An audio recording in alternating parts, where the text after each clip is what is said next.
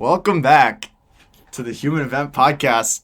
Today, we're featuring Baah and Vishaa. Hello. Hey. All right, our first topic on today's agenda is existentialism. I'll define it. Sartre says that existentialism is man simply is. Not that he is simply what he conceives himself to be, but he is what he wills. And as he conceives himself after already existing, as he wills to be after that leap toward existence. Man is nothing else but that which he makes of himself. 115 to 120. Okay. Alright. So I like that definition you kind of understood from that, Xander. But I'm curious, like, the definition of existentialism. Where do you think that Sartre is maybe like kind of contradicting himself, or what's something that you like? Let's start with what you disagree or agree about it. Yes. All right, so I think he has two interesting points of view. One is that he says our responsibility is thus much greater than we had supposed, for it concerns mankind as a whole. 140. And also that man makes himself, and he makes himself by the choice of his morality. He cannot but choose a morality. And I find that really interesting that he's saying your actions define the world as a whole, which I do agree with. But however, he's also saying your actions define your own morality, which I don't agree with. Why don't you think that actions define your morality? Like your because goal. I feel like Yeah. whenever I'm committing an action or doing something, like that's already like my morale. I'm doing it based off of my morale. Like Or- each person's definition of it could differ a little bit, right? Yes. But, yeah. What are your Yeah. thoughts on that? I would say, yeah, it could be. But his whole idea is that there is no objective human nature or morality. I would argue that you act out of some sort of human nature, like an innate survival for yourself, or based on society, has dictated through thousands of years that killing is wrong. Right. Right? Yeah? I feel like everyone in this world who's not crazy or like psycho would agree that Oh. killing someone is wrong. Pretty much, yeah. Yeah. Yeah. But if you're saying, oh, I can choose my morality, and I, in essence, think outside the box and say, well, killing's right for me because that's my actions, and then somehow that also benefits mankind as a whole, I feel like that makes no sense. Yeah. That's really interesting because on the bottom of 198, it talks about like that essence that you were talking about. What they have in common is simply the fact that they believe that existence comes before essence.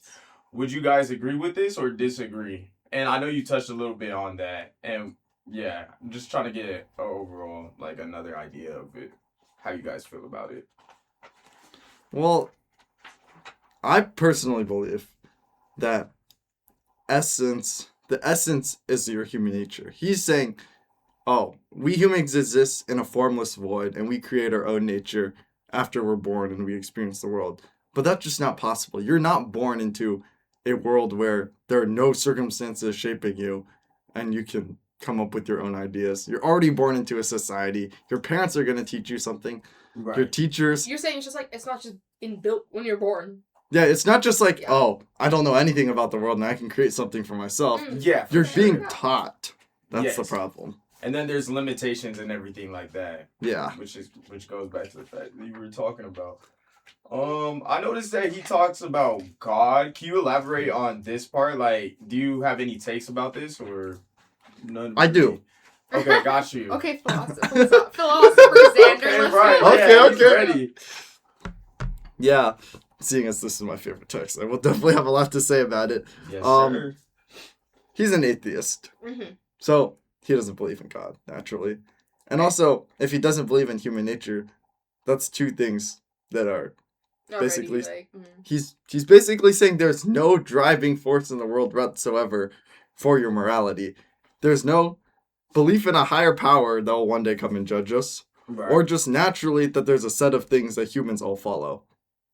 It's just, I am here, and I have a responsibility to the world, but I can also do whatever I want to. And that somehow is a responsibility. That whatever I do will affect the world, so somehow I should be doing the right thing. But I can also create my own morals, and my own morals will also somehow naturally lead me to be doing the right thing, according to me. Yeah. So that like God or higher power existence, whatever that may be, you think that's kind of like a factor that kind of defines people's actions or where they're going, like, you know, because I know like even those who are agnostic, you know, they don't believe in a specific maybe, but they believe in the concept or idea of a God existing, correct? So it's like, is that what you're trying to say? This guy's kind of, you know, Sartre, sorry, I don't know how to say his last name, but how he's kind of, it's kind of weird, huh? Like what he's saying. I would say that's correct. Yeah. It's a very interesting. Okay. Yeah, like a belief in a God, I feel like gives some people an anchor, you know? Yeah. Mhm. Yeah. Like It gives someone like a source to kind of rely their actions on. It gives your agent like kind of you're doing things, or your existence is for or is defined, or I don't know where I'm going with this, but I'm going with this in the sense of it's like you said, an anchor. It defines your morals, for example, or where you're doing. It comes from a space, or it comes from a power that's already existent. Is that what you're trying to say? Or yeah. you know, that Like, you don't believe that he's saying. Yeah. Like, what I really thought about it is, when you have a belief in God, you naturally tend to be like, well, if I read the Bible, then there are teachings in that, and there's a way of life that comes with that. That way of life, I'm judged based on how my actions are. And it puts almost like that, well, fear of God in you, to be like, well, if I do something, I gotta think, well, how does this affect me? How does this affect the world? Versus, I guess, Sartre saying, in one essence, yes, you still do have to think about how am I affecting the world? But also at the same time, be like, I could do whatever I want. And that still affects the world, and that's shaping humankind. But as long as it shapes humankind, I can do whatever I want. Versus actively trying to, say, follow a religion that, in the religion's own eyes, is trying to better the world. And that, I feel like, more people will naturally follow a code or a set of morals that has been defined, versus everyone spread out and doing whatever that's in conflict all the time. Right, yeah. Okay. I mean, what would you... I guess we discuss what's complex about this text and what's so unique, and, like, the identifications of, like, what's so complex or what's, you know, contradictory. What would you say, like, now the second part of, for example, maybe what would you want to develop this into? What statement is that you're trying to get out of this contradictory ideas he's presenting? Like, other than, you know, we were talking about the definition of it, or the limitations. I think he talked a lot about limitations as well. Mm-hmm. And, you know, God, and, like, kind of that force, higher power that people kind of are kind of, you know, forced to, or not forced, but, like, they're, you know, they want to listen to that type thing. Like, where do we kind of draw this to? You know, from this complex statements he makes. I feel like you can draw it toward idea of, like, morality and identity. And that, this is actually a nice segue into the second one. Okay. Yeah. But like, the subjective morality, I feel like, can never help society. Society's gonna crumble if no one can follow or obey a set law.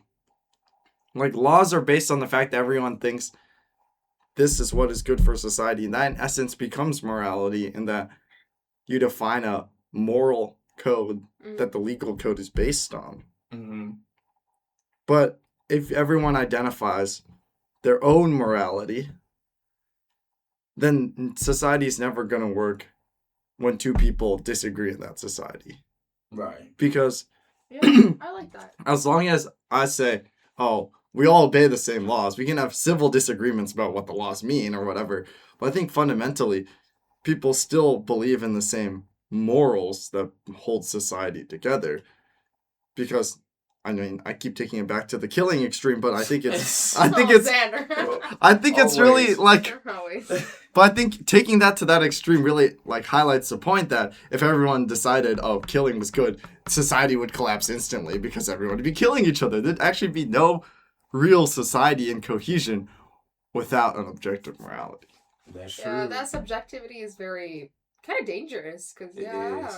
And it's like a whole cycle too. yeah, Like you can exploit it in certain areas and then like pinpoint, like you can take bits and pieces of what that morality is and then use it for yourself if morality is subjective.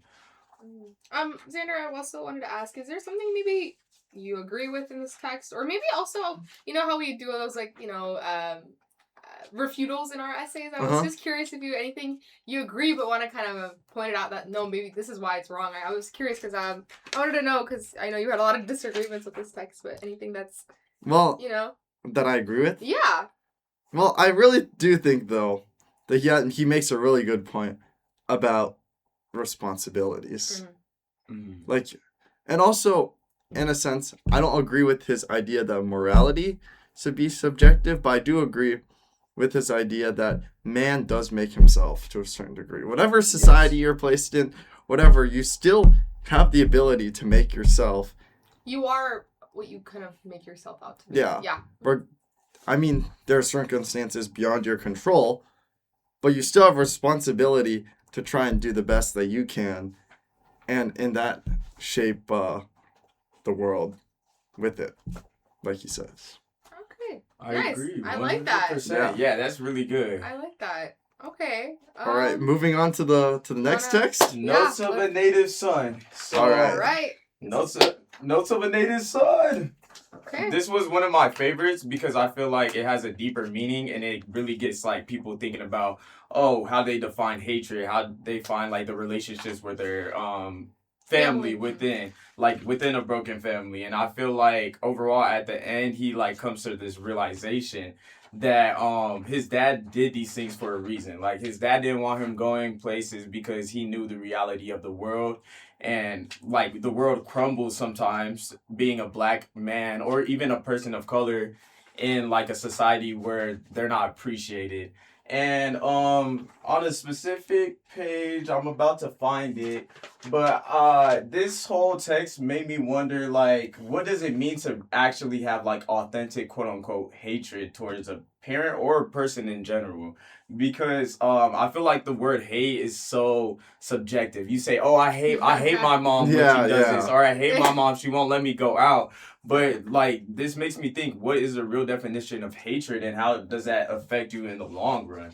And I feel like in the long run, like it just makes it worse for you as a person because on page, sorry about that, trying to find that. I should have had this pulled up. But yeah, let me wait. What do you guys think? Like, what do you think it means to have hatred or like hate something? Well, okay, this is a crazy segue from the previous one. I really like it. Yeah, I mean, it's all about identity, I guess. But I never thought you put those two words together. It's such like a oxymoron. Like a family hatred. Authentic hatred? Like, I never thought of it like that. Authentic hatred. I mean, again, hatred is a subjective word because, like when we were younger, we didn't really know what hate meant. But then we're growing up, they're like, hate's a strong word. Everyone.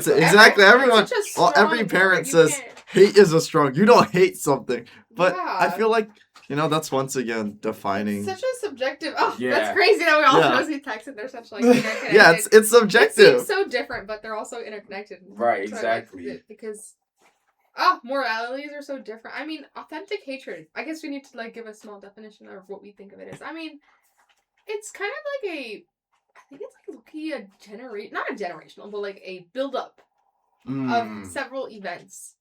Yes. If you have authentic hatred, it means it's kind of pure from the inside. So I think it's maybe a build-up or a development of several events that maybe I guess in the specific one, maybe like kind of abandonment, I would say, or like emotional abandonment.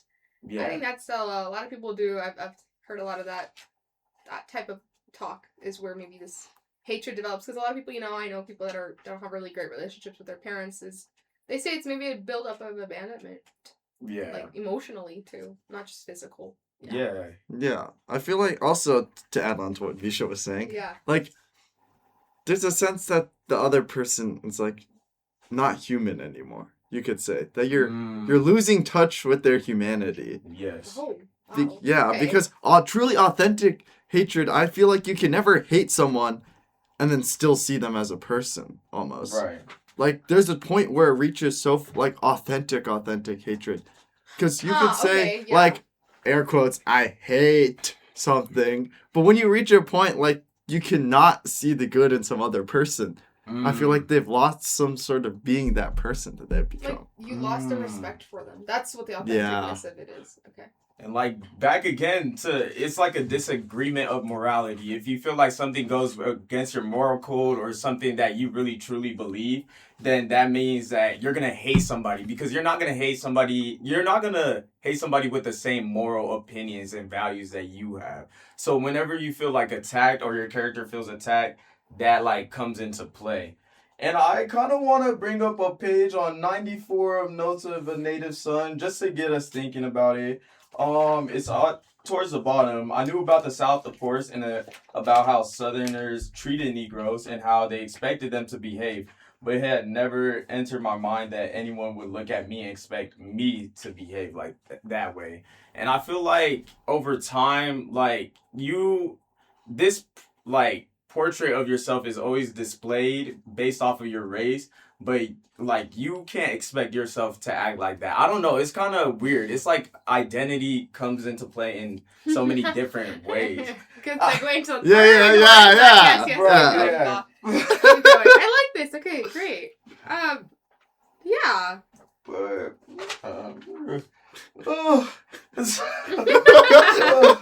sorry, y'all. I don't want to keep talking about I don't. No, wanna but keep yeah, talking. okay. That's important.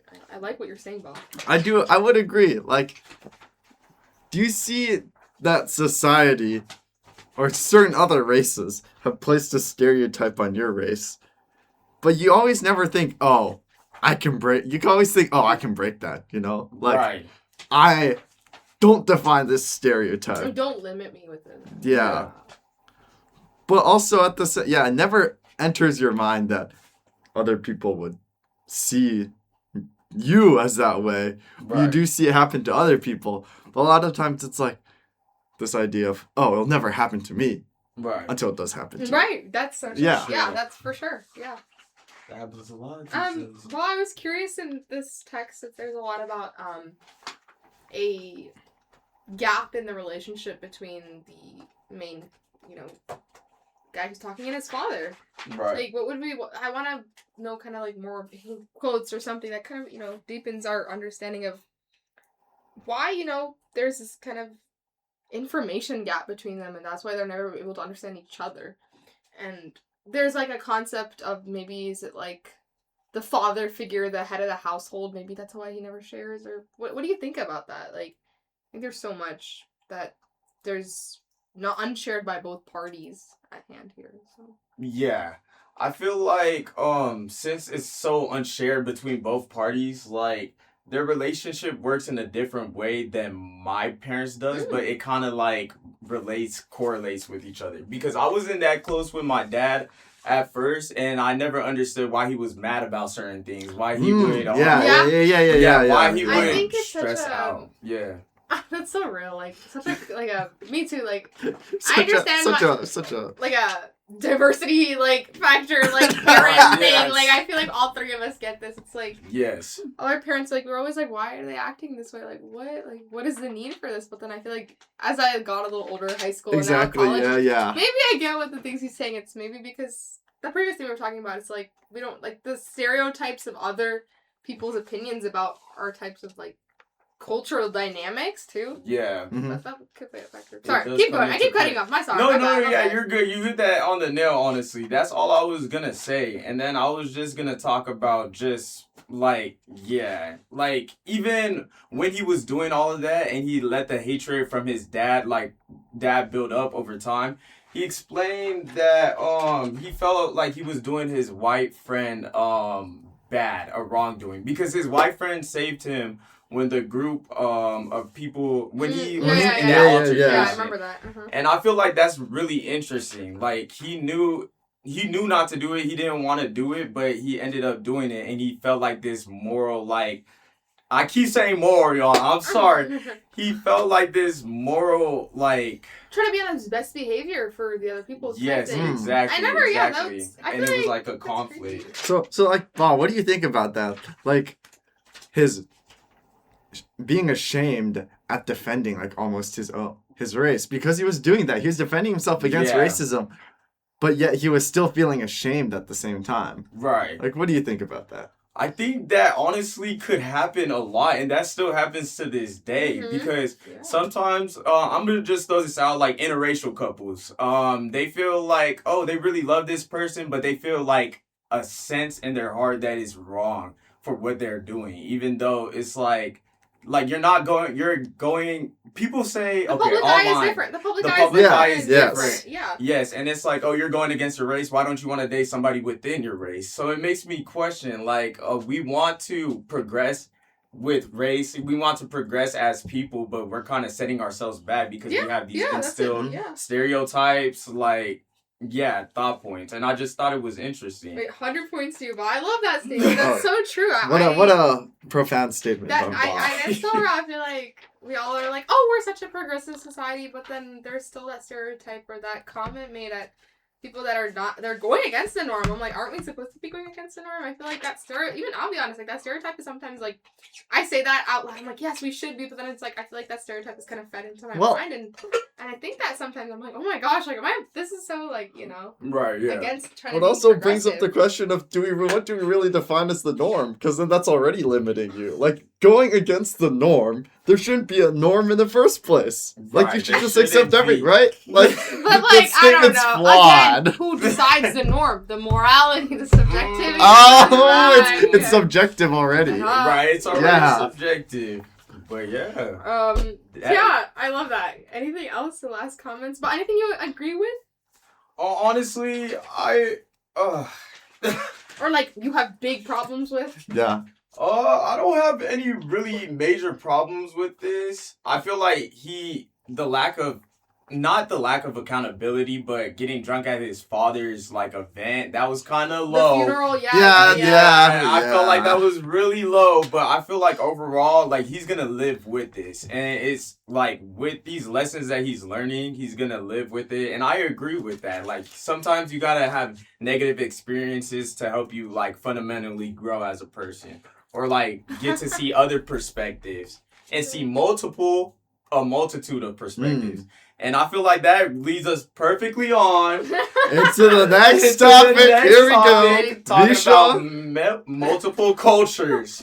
This is a text that was really interesting to me. I didn't really think I was going to be so involved with it, but I was. La Conciencia de La Mestiza, Towards a New Consciousness. I think it was also called Borderlands.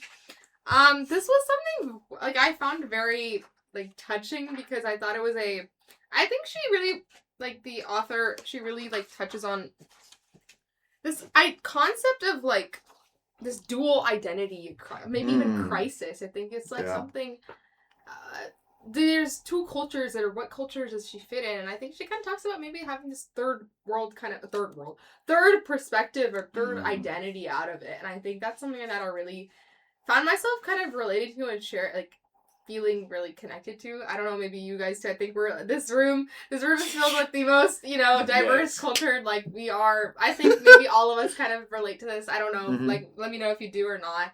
But I think there's so many things she shares about this kind of plural personality. On the small page numbers 85, she goes, she has a plural personality. She operates in a pluralistic mode. And the next page, 86, she goes, as a mestiza, I have no country. My homeland casts me out. Yet all my countries are mine because I am every woman's sister or potential lover. As a lesbian, I have no race. My own people display me, but I am all races because there is queer of me in all races. I'm culturalist because as a feminist, I challenge the collective cultural and religious male-derived beliefs of Indo-Hispanic and Anglos. Sorry, that was a lot, but I think it was a very powerful statement because as mestiza, she's saying, am I in this culture? Am I in that culture? Where do I belong? What space do I belong? And I think that's so real. And personally for me too, I found that sort of moral compass, again, it's like that you don't know, like, where do your actions define? Is it this culture, like, culturally this culture defines it differently versus the other culture?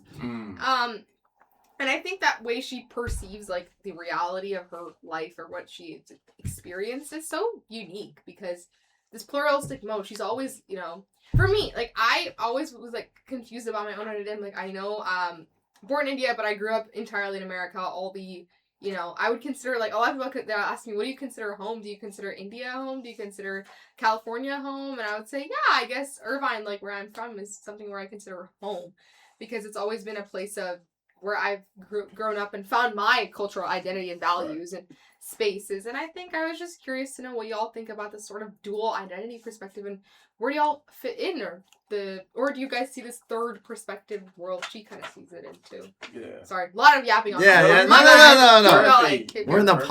podcast, you know. We Right, can come talk on. all we want. Yes, exactly. Yeah. But that dual identity, I feel like that happens with a lot of people who are like Native American, African American, Asian American. Like they feel The like the hyphen American. yeah, Exactly. The Hyphen hyphen American. They feel like because even in their own culture sometimes, like I don't know about everybody's, but like in African culture, sometimes like Africans don't like African Americans, and like even when you're trying to learn more about the culture, it kind of gets shut down. They see you as the other. They Right, see you over exactly. Yeah. They see you on the other side. So it's Yeah. like there's always this conflict between these two sides that you can't like integrate both. But when you try and integrate both, it's I notice like in society they're like, oh, you don't know which one you want to be, or you don't know which one you truly are. But why? What, do we need to fit into either? Exactly. Right, exactly. They always say, "Are you American Or or are you whatever else?" your ethnic And they're like, are. "You got to give up being that to be American." Right. And I'm like, the whole thing, like she talks about this too, that being the US has a plural personality. Not just the people in it. There were the Native Americans, then there were the English, the Spanish. Everybody, that's what I feel like truly makes up America. You can't just say one race defines America. Yeah. America, as cliche as it is the melting pot of the world. Amen. That's And why so- it's the That's powerful country, Yeah. for example. But Yeah. yeah. And so I feel like I can be American just by being myself because I don't need the hyphen. Being American means to be all these races in effect Yeah. because Right. we are the country with all the races. Like, it's such a... I don't like this, like, definition of resorting yourself to one thing. Like, why? It's such, like, a... I think it later even talks about this, like, sort of xenophobia type, like, you're just kind of limiting yourself to this one... Like, that's not the point of it, is what I think this large thing, I feel like, even in the current era we are in, a lot of hatred towards, you know, different races and countries. I think it's so saddening, and I think... there's another quote on one of these pages where it goes, page 90, and I think it was kind of hard-hitting when she says, "It takes too much time and energy to explain to the downwardly mobile, white middle-class woman that it's okay for us to want our own possessions, never having had any nice furniture on our dirt floors or luxuries like washing machines." I guess she's trying to make the point that it's kind of, they're trying to want to be ignorant.